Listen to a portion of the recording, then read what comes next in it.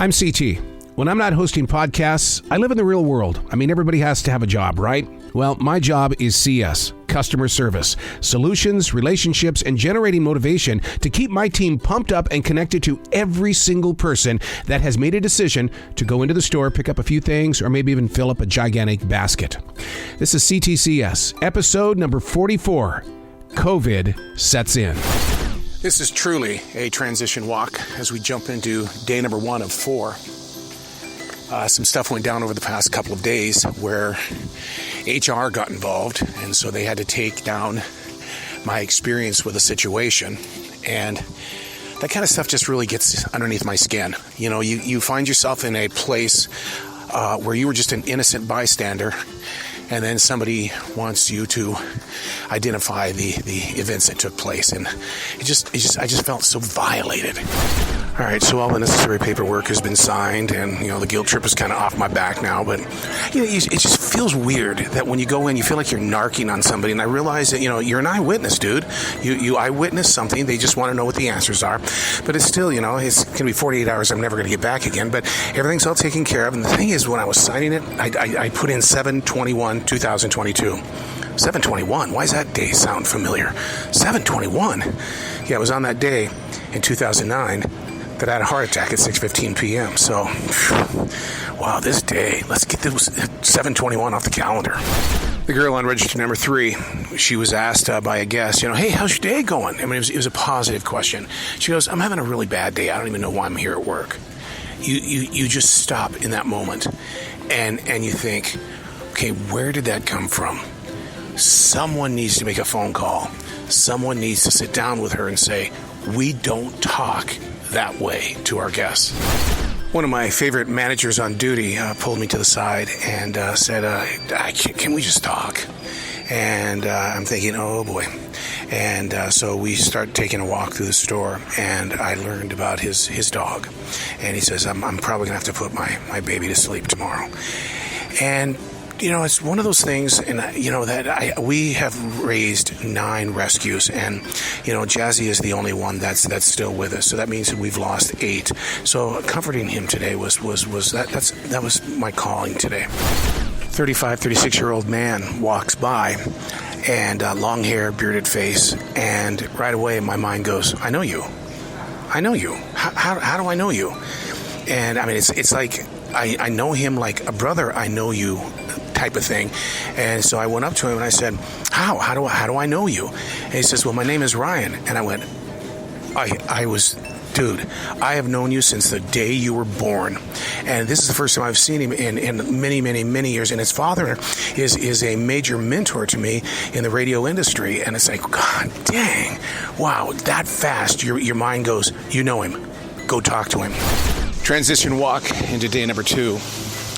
And one of the things I'm having a tough time digesting is an event that happened yesterday. We saw him. We saw the guy physically go into the beer coolers, grab a 6-pack, and put it underneath his jacket. And then he tucked the jacket and the beer under his left arm. We talked about it on a headset and followed him. I knew he was headed for the door that everybody goes out. I mean, the whole world knows you want to steal something, go out this door because nobody's going to do anything about it. And over the headset, my manager on duty says, CT, back it down. CT, back it down. Well, I knew exactly what was going on because I was already in trouble with the situation that, occurred, that they didn't want me to be a part of this and have something else written up about me. But, and so I sat there and watched the MOD go up to the guy, and he says, I want my beer. The guy kept walking, like they always do. Don't stop, don't look at the manager. And he goes, I want my beer. That's what the MOD kept saying. And I kind of looked at him when he turned around. I went, well, that was seriously a waste of time. And that's going to be energy you're never going to get back. Wow. And that's why people come and steal from the store. One of the things that we take very seriously at this grocery store is the secret shopper. It's one of the, in radio we don't have secret listeners, so it's one of those things I've had to learn how to deal with, and it really does put you in front of people in a way that you can't just turn it on, turn it off. Keep it on and keep moving on. And so, but I scored 100, which is a lot in a much better place than what I was yesterday. New guy on register 1. He does everything in speed. He thinks that it's got to be emptied and the people have to be out in the store quicker than speed itself. Dumps a whole thing of chicken, 8 pieces all over his register, the juice, everything. And you look at him and you go, slow down. Things like that won't happen if you just slow down.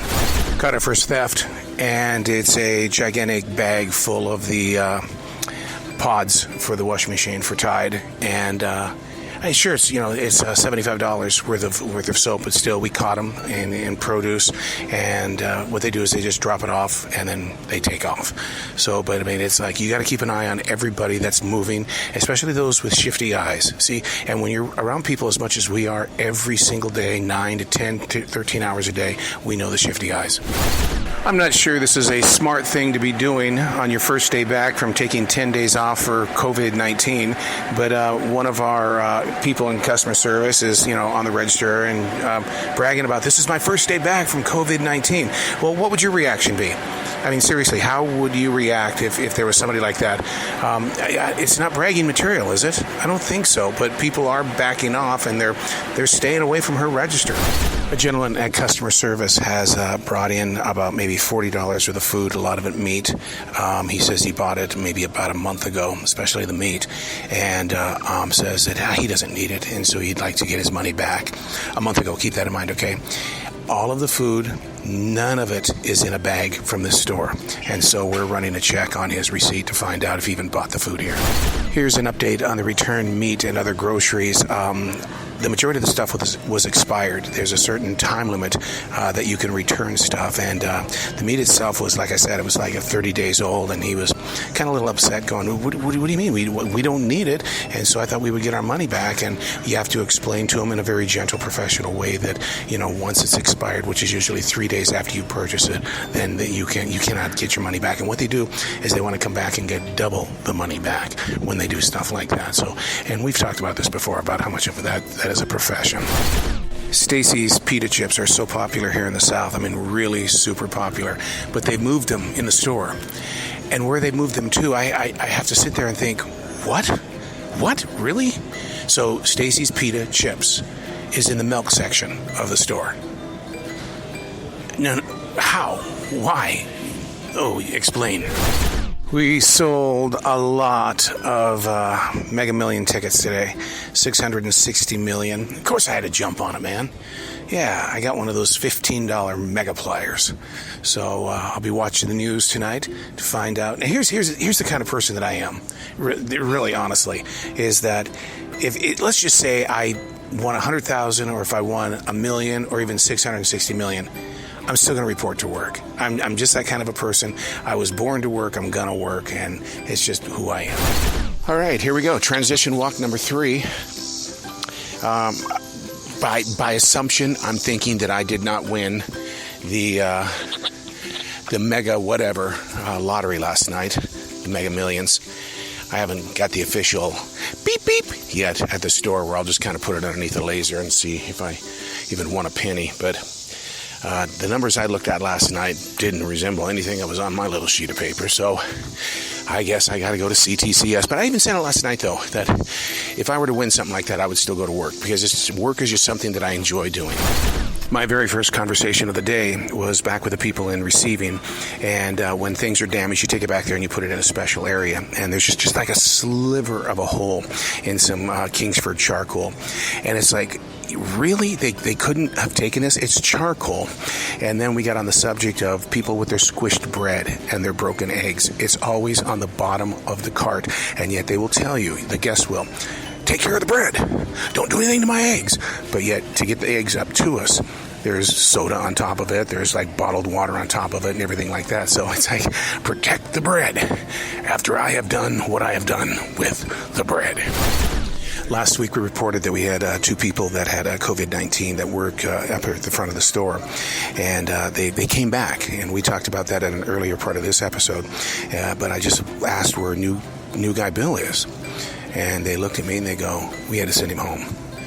And I look at him, I go, so what happened? I mean, Bill is a hardworking, dedicated person, and they go, symptoms of COVID-19. He had to get out of here as soon as possible.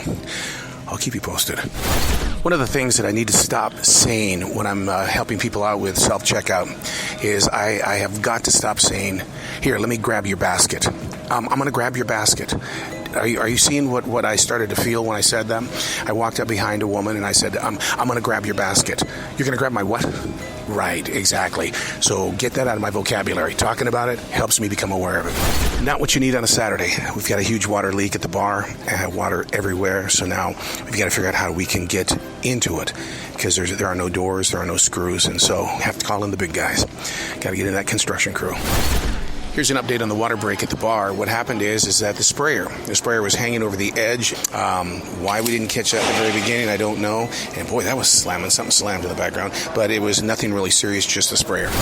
Wow, that was an interesting experience at C.S. desk just a few minutes ago. A woman from Ukraine was sending money to her family back home in Ukraine. And the message that we shared together was a moment that was meant to be. We ended with much love to Ukraine, prayers for Ukraine, grow with Ukraine. A guest has asked me a very important question, a very historic question today. Very serious tone the guest was. He goes, where did the very first French fry come from? Very quickly, I thought, France. French fry. France. No. Yeah, French fry, right. Said no. Greece.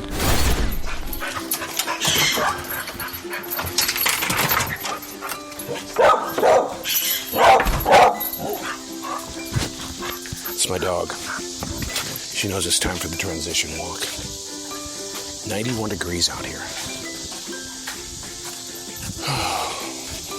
Headed into day number 4. We barely had any type of a crew last night. Not for just a couple of hours, but for several hours. But we kept it together. I mean, the 4 of us that were there during one of the busiest times of the week.